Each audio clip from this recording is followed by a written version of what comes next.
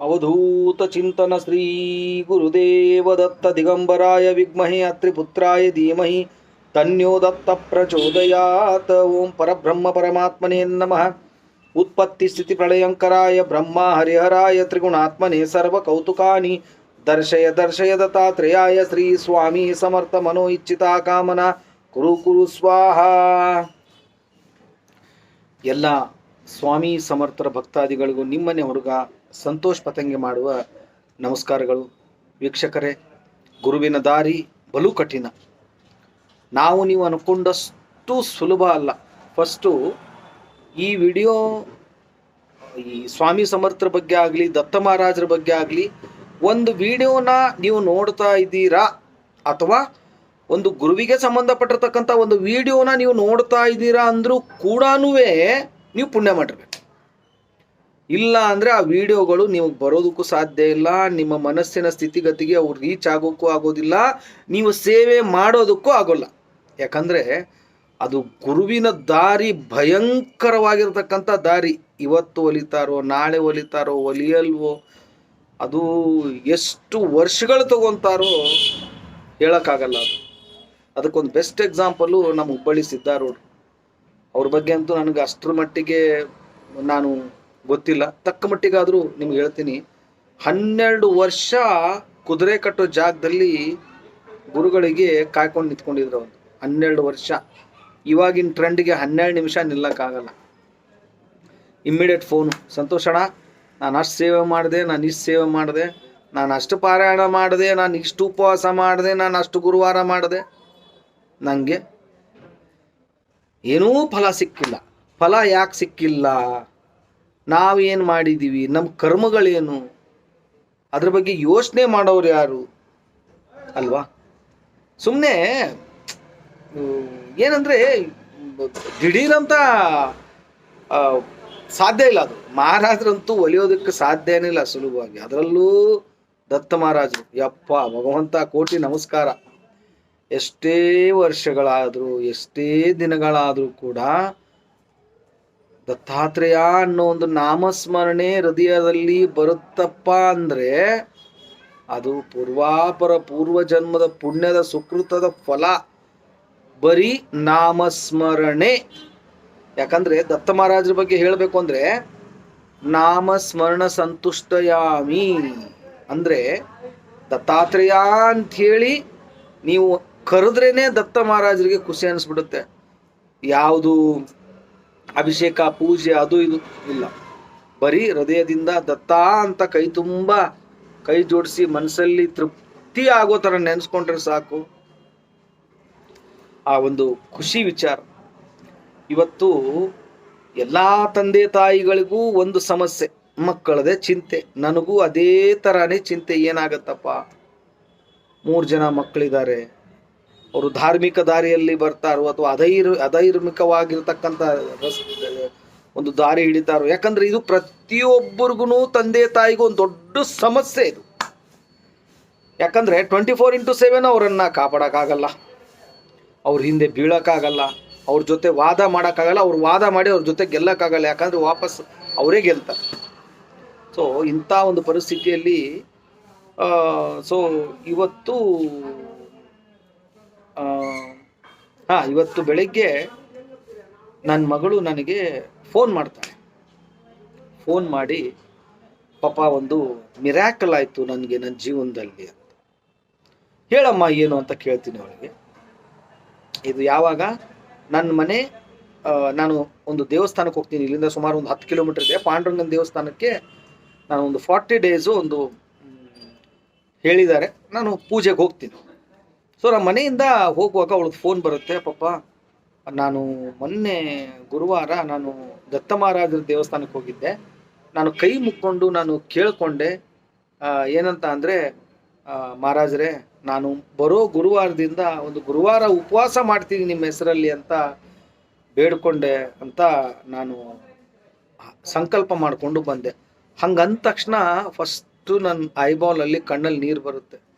ಯಾಕಂದರೆ ತಂದೆ ಮಾಡ್ಬೋದು, ತಾಯಿ ಮಾಡ್ಬೋದು, ವಾಪಸ್ ಮಕ್ಕಳು ಮಾಡೋದಿದೆಯಲ್ಲ, ಇಟ್ಸ್ ಅಲ್ಟಿಮೇಟ್. ಅದು ಅನ್ಬಿಲಿವೇಬಲ್ ಅಂಡ್ ಅಲ್ಟಿಮೇಟ್. ಯಾಕಂದರೆ ಹೆಂಡತಿ ಮಾಡೋದು ಅದು ಅವಳ ಸ್ವಂತಕ್ಕಾಗಿ. ಅಂದರೆ ಆ ಹೆಂಡತಿ ಧರ್ಮಪತ್ನಿ ಆದವಳು ಒಂದು ದೇವರ ಕಾರ್ಯಗಳನ್ನು ಮಾಡಿದಾಗ ಅದು ಆಲ್ಮೋಸ್ಟ್ ಆಲು ಅವಳಿಗೆ ಮಾತ್ರ ಅದರ ಪ್ರತಿಫಲ ಇರುತ್ತೆ. ಗಂಡ ಮಾಡೋದು ಒಂದು ಕುಟುಂಬದಗೋಸ್ಕರ. ಮಕ್ಕಳು ಧಾರ್ಮಿಕ ದಾರಿಯಲ್ಲಿ ಬಂದು ದೈವಿ ಶಕ್ತಿಯಿಂದ ದೈವಿ ಕೃಪಾಶೀರ್ವಾದವನ್ನು ಒಲಿಸ್ಕೊಂಡು ದೈವಿ ಶಕ್ತಿಯ ಆಶೀರ್ವಾದದಿಂದ ಒಂದು ದೈವಿ ಕಾರ್ಯವನ್ನ ಮಾಡಬೇಕು ಅಂತ ಒಂದು ಮಕ್ಕಳು ಯಾವಾಗ ನಿಂತ್ಕೊತಾರೋ ಅದು ಇಡೀ ಕುಲವನ್ನೇ ಪಾವಿತ್ರತೆಗೊಳಿಸಿ ಇಡೀ ವಂಶವನ್ನೇ ಬೆಳಗುವಂತಹ ಒಂದು ಕೆಲಸ. ಅದಕ್ಕೆ ಮಕ್ಕಳು ಯಾಕೆ ಒಂದು ದೇವರ ಪೂಜೆ, ಕುಲದೇವರ ಪೂಜೆ, ಕುಲದೇವತೆಯ ಪೂಜೆ ಯಾಕೆ ಮಾಡಬೇಕು ಅಂತಾರೆ ಅಂತಂದರೆ, ಪೂರ್ವಾಪರಗಳಲ್ಲಿ ಮಾಡಿರ್ತಕ್ಕಂಥ ಕರ್ಮಗಳೆಲ್ಲವೂ ತೊಳಿಸುವಂಥ ಶಕ್ತಿ ನಮ್ಮ ಮಕ್ಕಳ ಹತ್ರ ಇರುತ್ತೆ.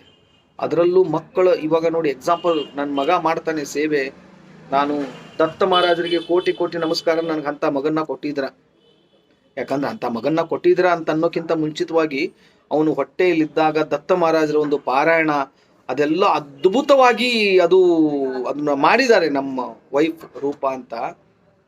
ಸೊ ಬಿಗ್ಗೆಸ್ಟ್ ಆ ಟಾರ್ಚರ್ಗಿನ ಅವಳಿಗೆ ಸಾಕಾಗಿ ಹೋಗ್ಬಿಟ್ಟಿತ್ತು. ಯಾಕಾದರೂ ನಾನು ಒಂದು ಮಗುವಿನ ತಾಯಿ ಆಗ್ತಾ ಇದ್ದೇನಪ್ಪ ಅಂದರೆ, ನೀವು ಒಂದು ಮಗುವಿನ ಭವಿಷ್ಯವನ್ನ ನೀವು ಹೊಟ್ಟೆಯಲ್ಲಿದ್ದಾಗಲೇ ಆ ಒಂದು ಭವಿಷ್ಯವನ್ನ ಅದಕ್ಕೆ ಕೊಡ್ಬೋದು.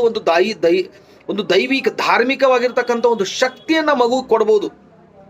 ಸೊ ಇದನ್ನ ನಾನು ನಿಮಗೆ ಸುಮಾರು ವಿಡಿಯೋಗಳಲ್ಲೂ ಕೂಡ ನಾನು ನಿಮ್ಗೆ ಹೇಳಿದ್ದೀನಿ, ಪದೇ ಪದೇ ಅದನ್ನು ಹೇಳೋದು ಚೆನ್ನಾಗಿರಲ್ಲ.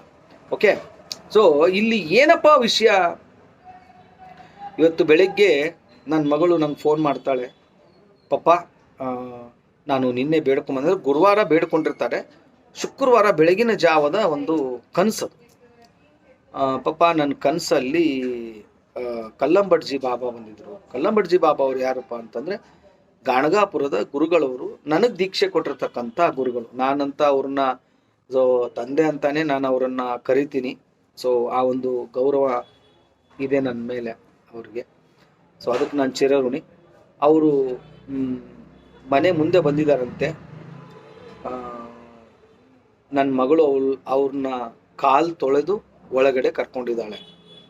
ಇಷ್ಟು ಖುಷಿ ಪಟ್ಲು ಅಂದರೆ ಅವಳು, ಅಬ್ಬಾ, ನಾನು ಅವಳು ಹೇಳಿರೋದು ಕೇಳಿ ನಾನು ದೇವಸ್ಥಾನವರೆಗೂ ನನಗೆ ದುಃಖ ತಡ್ಕೊಳಕ್ಕಾಗಲಿಲ್ಲ, ಕಣ್ಣಲ್ಲಿ ನೀರು ಹಾಕೊಂಡಿದ್ದೀನಿ. ಅಂದರೆ ದತ್ತ ಮಹಾರಾಜರು ಹೇಳ್ತಾರೆ, ನಿನ್ನ ಪೂರ್ವಾಪರ ವಂಶಕ್ಕೇನೆ ನಾನು ದರ್ಶನ ಕೊಟ್ಟು ಕಾಪಾಡ್ತೀನಿ, ನೀನು ಒಬ್ಬ ಸೇವೆ ಮಾಡ, ನೀನು ಒಬ್ಬನೂ ಸೇವೆ ಮಾಡಿದರೆ, ನನ್ನ ಸೇವೆ ಒಬ್ಬನು ಮಾಡಿದ್ರೆ ಪೂರ್ವಾಪರಗಳನ್ನೆಲ್ಲವನ್ನ ನಿನ್ನ ವಂಶಕ್ಕೆ ನಾನು ಸೇವೆ ಕೊಡ್ತೀನಿ ಅಂತ ದತ್ತ ಮಹಾರಾಜರು ಮಾತು ಕೊಟ್ಟಿದ್ದಾರೆ. ಸೊ ಇದು ನಿಮಗೆ ಯಾಕೆ ಹೇಳ್ತಾ ಇದ್ದೀನಿ, ಇವತ್ತು ನನ್ನ ಮಗಳಾಗಲಿ ನಿಮ್ಮ ಮಗಳಾಗಲಿ ನಿಮಗೂ ಮಕ್ಕಳವೇ, ನಿಮಗೆ ಮಾಡ್ತಾ ಇರ್ತಕ್ಕಂಥದ್ದು. ಈಗ ಮೊನ್ನೆ ಏನಾಯಿತು ಅಂತಂದರೆ, ಇಬ್ಬರು ಮಕ್ಕಳು, ಒಂದು ಹೆಣ್ಮಗು ಒಂದು ಗಂಡು ಮಗು, ಅವ್ರ ಹೆಸರು ಹೇಳೋದು ಬೇಡ. ಸೊ ಹಿಂಗೆ ಸೊ ನನಗೆ ಫೋನ್ ಮಾಡ್ತಾರೆ ಅವರು, ದುಡ್ಡಿದೆ, ಆಸ್ತಿ ಇದೆ, ಅಂತಸ್ತಿದೆ, ಎವ್ರಿಥಿಂಗ್ ಎಲ್ಲ ಇದೆ. ಸೊ ಹಂಗಿದ್ದಾಗ ಸಂತೋಷಣ, ನನಗೆ ಮಕ್ಕಳು ಎಲ್ಲಿ ದಾರಿ ಬಿಟ್ಬಿಡ್ತವೆ ಅನ್ನೋ ಭಯ, ಏನಾಗುತ್ತೆ ಅನ್ನೋ ಟೆನ್ಷನ್ ಇದೆ, ಏನು ಮಾಡಲಿ ಅಂತ. ನಾವು ಆವಾಗ ಹೋಮದ ಬಗ್ಗೆ ಡಿಸ್ಕಸ್ ನಡೀತಾ ಇರುತ್ತೆ. ಅವರು ಏನು ಮಾಡ್ತಾರೆ, ಸೊ 48 ಡೇಸದ್ದು 48 ದಿವಸದ್ದು ಹೋಮ ಅವರು ತಗೊಂಡು ಹೋಮ ಹಾಕಿಸ್ಕೊಂಡು ಬರ್ತಾರೆ. ಒಂದು 10 ಡೇಸ್ ಆಗಿರುತ್ತೆ. 10 ಡೇಸ್ ಆದಮೇಲೆ ಅವರ ಮಗ ಫೋನ್ ಮಾಡ್ತಾನಂತೆ ಅವ್ರಿಗೆ, ಇಲ್ಲ ಮಮ್ಮಿ, ಯಾಕೋ ನನ್ನ ಮನಸ್ಸು ಸರಿ ಇಲ್ಲ, ನಾನು ದೇವರ ಧ್ಯಾನ ಮಾಡಬೇಕು, ಪಾರಾಯಣ ಮಾಡಬೇಕು ಅನ್ನಿಸ್ತಾ ಇದೆ. ನೋಡಿ, ನಾವು ಹೋಮ ಹಾಕಿರೋದೆಲ್ಲಿ? ಬೆಂಗಳೂರಿನ ನಮ್ಮ ದೇವಸ್ಥಾನದಲ್ಲಿ. ಸಂಕಲ್ಪಯುಕ್ತವಾಗಿರ್ತಕ್ಕಂಥ 48 ದಿವಸ ಒಬ್ಬೊಬ್ಬರ ಹೆಸರಲ್ಲಿ ಇದು ಸಂಕಲ್ಪ ಮಾಡಿ ಹಾಕ್ಸೋದು. ಏನೋ ಗುಂಪಿನಲ್ಲಿ ಗೋವಿಂದ ಎಲ್ಲರೂ ಸೇರಿ ನೋ ಅಂದರೆ, ಅದರಲ್ಲೂ ಕೂಡ ನನ್ನ ಗುರುಗಳು ಹೇಳ್ಕೊಟ್ಟಿದ್ದು ಪೋಸ್ಟಲ್ ಅಡ್ರೆಸ್ ಕರೆಕ್ಟ್ ಆಗಿರ್ಬೇಕಂತೆ. ನೀನು ಯಾವುದೇ ಒಂದು ಸಂಕಲ್ಪ ಮಾಡು, ಬರೀ ತಂದೆ ಹೆಸರು ತೊಗೊಂಡು ಮಾಡದೆ, ತಾಯಿ ಹೆಸರು ತೊಗೊಂಡು ಮಾಡದೆ, ಅದು ಎಲ್ಲರ ಹೆಸರು ತಗೋಬೇಕು, ಸಂಕಲ್ಪ ಮಾಡಬೇಕು. ಸೊ ಆವಾಗ ಈ ಥರ ಒಂದು ರಿಸಲ್ಟ್ ಬರೋಕ್ಕೆ ಸಾಧ್ಯ. ಅವರು ಏನಂದ್ರು ಅಂದರೆ, ಇಲ್ಲ ಸಂತೋಷಣ್ಣ, ನನಗೆ ಒಂದು 21 ದಿವಸದ್ದು ನೀವು ಹೋಮ ಹಾಕಿ ಪರ್ ಡೇ ಅದು 150 ರೂಪಾಯಿ ಇದೆ, ಅದು ಅಮೌಂಟ್ ಕೊಡ್ತೀನಿ ಅಂತಂದರು. So okay. ಅವನು ಯಾವಾಗ ಅವ್ರ ತಾಯಿಗೆ ಫೋನ್ ಮಾಡಿದ್ನೋ ಅವ್ರಿಗೆ ಫಸ್ಟ್ ಥಾಟ್ಸ್ ಬಂದಿದ್ದು ನನ್ನ ಮಗನಿಗೆ ಏನು ಸಮಸ್ಯೆ ಇತ್ತು ಏನೋ, ಹೋಮದ ಮುಖಾಂತರ ಅದು ಹೊರಟೋಯ್ತು. ಸೊ ಅವರಿಗೆ ಅವ್ರ ನಂಬಿಕೆ ಅದು. ಈಗ ಒಂದು ಪಾಸಿಟಿವ್ ರಿಸಲ್ಟ್ ಬರ್ತಾ ಇದೆ ಅಂದರೆ ಅಲ್ಲೊಂದು ನಂಬಿಕೆ ಇದೆ ಅವರಿಗೆ. ಆ ನಂಬಿಕೆ ಇವತ್ತು 21 ದಿವಸದ್ದು ಹೋಮವನ್ನು ತಗೊಂಡಿದ್ದವರು 48 ಡೇಸ್ ಹೋಮ ಬರ್ಸೋದು. ಅವ್ರು ಒಂದು ದಿವಸಕ್ಕೆ 150 ರೂಪಾಯಿ. ನಾನು ಕೂಡ ನಿಮ್ಗೆ ಅವತ್ತರಿಂದ ಹೇಳ್ತಾ ಇದ್ದೀನಿ ಗುರುಗಳೇ, ವೀಕ್ಷಕರೇ, ಒಂದು ಗುರುವಿನ ಸೇವೆ ಆ ಒಂದು 10 ದಿವಸದ್ದಾಗ್ಬೋದು, 21 ದಿವಸದ್ದಾಗ್ಬೋದು, ಎಲ್ಲೋ ಅದಕ್ಕೊಂದು ಪಾಸಿಟಿವ್ ಶಕ್ತಿ ಇರುತ್ತೆ, ಅದಕ್ಕೊಂದು ಬೆಲೆ ಇರುತ್ತೆ ಹೋಮಕ್ಕೆ. 150 ರೂಪಾಯಿ ಅಂತೂ ಅದು ಎಕ್ಸ್ಪೆಕ್ಟೇಷನ್ ಮಾಡೋಕ್ಕಾಗಲ್ಲ. ಸೊ ನಮ್ಗೆ ಏನು ಆಸೆಯಪ್ಪ ಅಂದರೆ ಭಕ್ತಾದಿಗಳು, ಸ್ವಾಮಿ ಸಮರ್ಥರದು, ದತ್ತ ಮಹಾರಾಜರು ಭಕ್ತಾದಿಗಳು ಪ್ರಚೀತಿ ಬೆಳಗಬೇಕು, ಕರ್ನಾಟಕದಲ್ಲಿ ದತ್ತ ಮಹಾರಾಜರ ಒಂದು ಪವಾಡ ನಡಿಬೇಕು ಅನ್ನೋದೇ ನನ್ನ ಮನಸ್ಸಿನ ಭಾವನೆ. ಅದು ನನ್ನ ದೊಡ್ಡ ಕನಸದು. ಸೊ ಆ ಒಂದು ದೇವಸ್ಥಾನ ಕಟ್ಟಿಸ್ಬೇಕು ಅನ್ನೋದಿದೆ. ನೋಡೋಣ, ಅದು ದೈವಿಚ್ಛೆ, ಮುಂದೆ ಏನಾಗುತ್ತೋ ಆಗಲಿ. ಓಕೆ. ಸೊ ಹೋಮದ ಮುಖಾಂತರ ಈಗ ನೋಡಿ, ಎಕ್ಸಾಂಪಲು ಬೇರೆದವ್ರದ್ದು ಬೇಡ, ನನ್ನ ಮಗಳದೇನೆ ಹೋಮ ಸ್ಟಾರ್ಟ್ ಆಗಿ ಒಂದು 13 ದಿವಸ ಆಗಿದೆ. ಇವತ್ತು ಮೊನ್ನೆ ನನ್ನ ಮಗಳು ಫೋನ್ ಮಾಡಿ ಅವಳು ಆ ಥರ ಪಾಸಿಟಿವ್ ರಿಸಲ್ಟ್ ಹೇಳಿದಾಗ ಬೇರೆದವ್ರದ್ದು ಬಿಡಿ, ನೋ ಪ್ರಾಬ್ಲಮ್, ಅದ್ರ ಬಗ್ಗೆ ನಾನು ಮಾತಾಡ್ತಾ ಇಲ್ಲ. ನನ್ನ ಜೀವನದಲ್ಲೇ ನನಗೆ ರಿಸಲ್ಟ್ ಬರ್ತಾ ಇದೆಯಲ್ಲ, ಅದು ತುಂಬ ಖುಷಿ ಅನ್ನಿಸ್ತಾ ಇದೆ ನನಗೆ. ಸೊ ಎಲ್ಲೋ 150 ರೂಪಾಯಿ ಹೆಂಗೋ ಹಾಳು ಮಾಡ್ತೀರಾ. ಒಂದು ಸಾರಿ ನೀವು ಒಂದು ಮನಸ್ಸನ್ನು ಗಟ್ಟಿ ಮಾಡಿ ಒಂದು 11 ದಿವಸದ್ದು, ಒಂದು 21 ದಿವಸದ್ದು ನೀವು ಒಂದು ಹೋಮ ಮಾಡಿಸಿ, ಬರೋ ವರ್ಷದ ಒಳಗಡೆ ಅದು ಒಳ್ಳೇದು ಆಗೇ ಆಗುತ್ತೆ 100%. ಯಾಕಂದರೆ ನಾವು ಕೈ ಹಿಡಿದಿರೋದು ಅಖಿಲಾಂಡ ಕೋಟಿ ಬ್ರಹ್ಮಾಂಡ ನಾಯಕರದು, ಏನೋ ಸುಮ್ಮನೆ ಅಲ್ಲ.